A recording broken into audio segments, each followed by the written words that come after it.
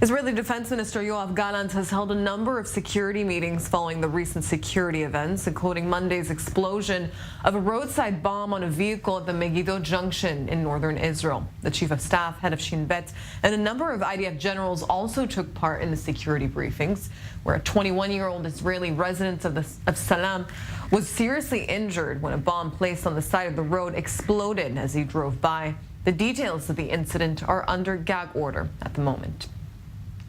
And joining me now is former IDF senior intelligence officer and security analyst Raphael Jerusalmy. Raphael, thank you very much for joining me this morning. Hello. Tell me, what's unusual in this incident and how does it differ from other terror attacks? So even though of late there were quite a few incidents involving explosive devices in Jerusalem or in the territories, this time there are three main questions that have to be answered, and possibly the security forces do have the answers right now.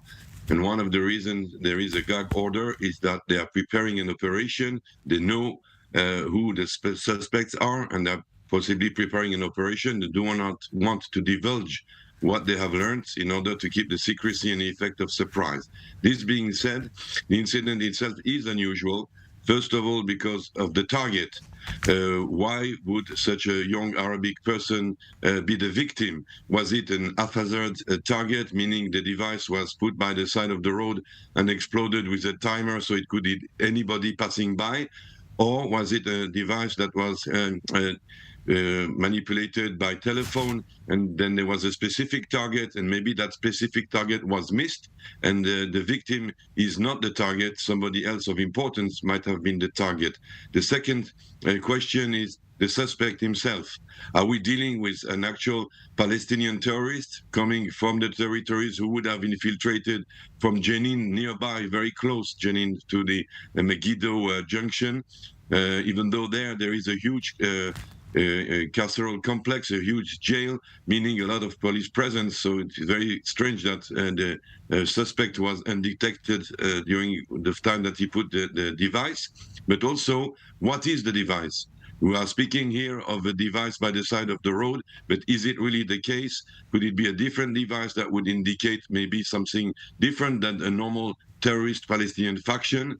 And then the suspect would be coming from a different side, which would open a different front of tension and of research as well. And all this together, there's also the fear of the copycat effect, meaning this success of using explosive device might replace the knives or might replace the guns, and could create another complication for the security services. So all this put together requires a lot of discretion, a lot of secrecy, and also in a way also to appease tensions. We don't want to reveal too much and accuse, point a finger, if you will, to specific suspects, to just ease the tensions, keep things quiet until we know for sure what's happened and we deal with it in the proper way. Raphael, you mentioned there the copycat effect. We haven't seen bombs used as a tool to carry out terror attacks in a long time, but are we back to those days of buses blowing up in broad daylight, just like we saw in the first and the second Intifada?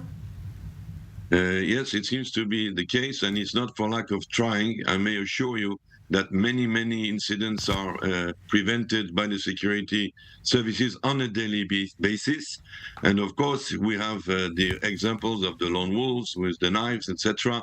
But by now, there is a will, not only of, any terrorists to use explosive devices because it's easier. We saw last week a person boarding a bus, leaving a bag on the bus. That's the classical terrorist explosive device operation.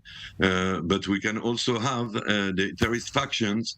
Not only the Hamas, it could also be there is some disquietness as to the Hezbollah of late.